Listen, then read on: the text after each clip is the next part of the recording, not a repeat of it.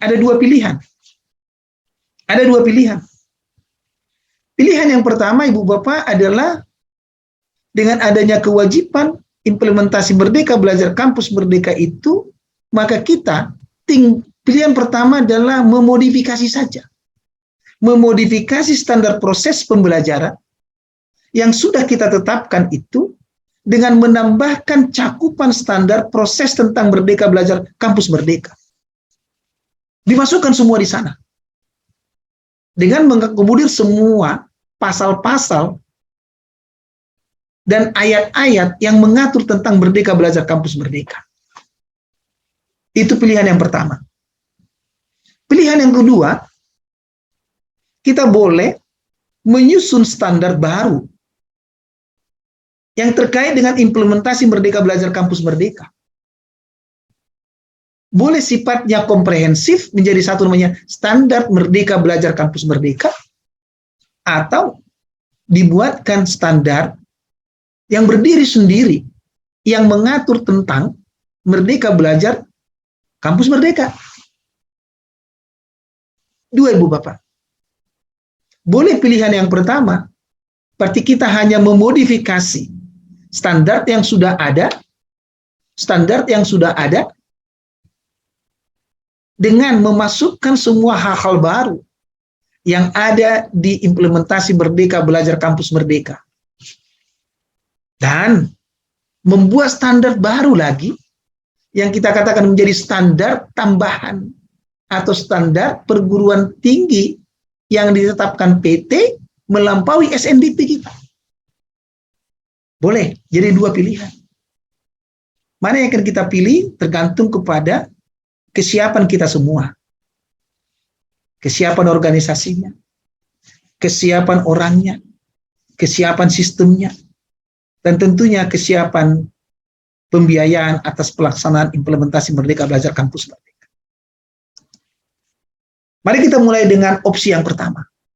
Kita mengadopsi saja standar yang sudah ada dan diperkaya dengan kewajiban kita mengimplementasikan Merdeka Belajar Kampus Merdeka. Mari kita mulai tadi. Ada tadi satu kata di dalam Permendikbud itu, kita wajib untuk menyusun atau menyesuaikan kurikulum dengan model implementasi Kampus Merdeka. Tadi salah satu tugas dari program studi. Kalau kita, Ibu Bapak, tidak membangun standar baru, maka cukup menambahkan ini menjadi bagian dari standar isi pembelajaran yang sudah ada. Ketika saya menambahkan ini menjadi bagian dari standar yang sudah ada, maka saya boleh katakan sekarang standar isi pembelajaran saya sudah menjadi standar isi pembelajaran yang bernuansa Merdeka Belajar Kampus Merdeka. Saya hanya menambahkan 2 atau 3 pernyataan atas ini. Yang kedua, dikatakan di sana bahwa bentuk pembelajaran, dikatakan di sana mengenai perencanaan proses pembelajaran, pelaksanaan proses pembelajaran tadi, beban dan masa studi yang diatur di pasal-pasal yang ada di pasal 16, 17, 18, Ibu Bapak, kalau saya tidak salah ya, dengan pasal-pasalnya. Kalau pasalnya saya salah menyebut, ya mohon maaf, tapi intinya gitu Bapak Ibu. Bentuk pembelajaran tadi, berarti Bapak Ibu kalau kita selama ini hanya 4, maka ketika kita menuliskan kembali untuk bisa mengakomodir adanya bentuk pembelajaran baru, saya tambahkan pernyataan baru lagi. Ketua program studi berkewajiban memastikan setiap dosen bertanggung jawab dalam melaksanakan bentuk pembelajaran. Bentuk pembelajaran apa? Di luar program studi. Apa tadi? Penelitian perancangan, pertukaran pelajar, pelatihan militer jarang diambil, wirausaha, dan begitu Bapak Ibu. Saya menambahkan satu pernyataan isi. Itu artinya apa sekarang Ibu Bapak? Saya telah mengakomodir kebutuhan saya untuk implementasi Merdeka Belajar Kampus Merdeka. Hal yang sama Bapak Ibu dengan seterusnya.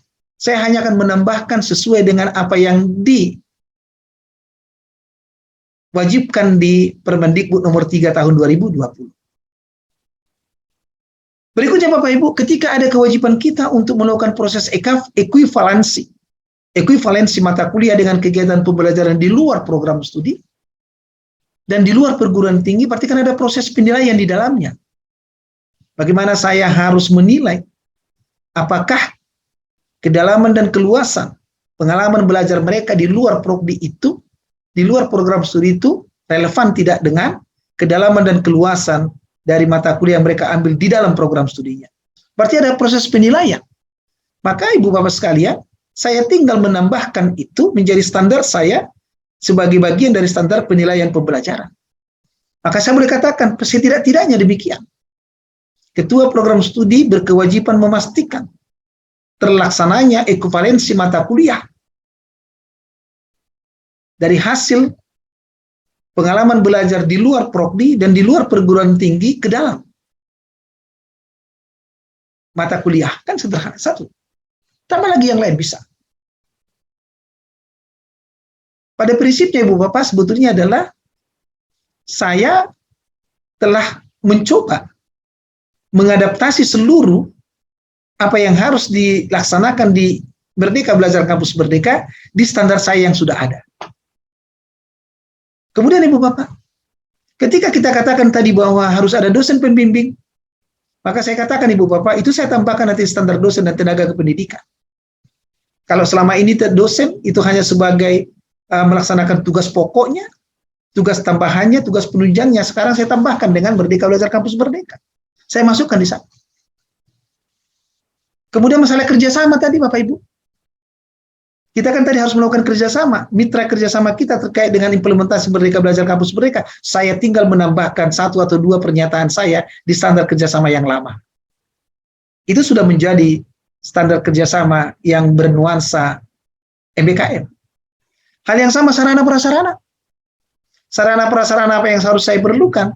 Ibu Bapak, saya hanya memasukkannya ke standar saya yang lama. Maka saya sebetulnya sudah menggunakan namanya standar sarana prasarana yang bernuansa Merdeka Belajar Kampus Merdeka. Demikian dengan pembiayaan, demikian dan seterusnya. Itulah model yang pertama. Saya selalu menyatakan Ibu Bapak menginspirasi pada bagian awal ini ketika kita belum siap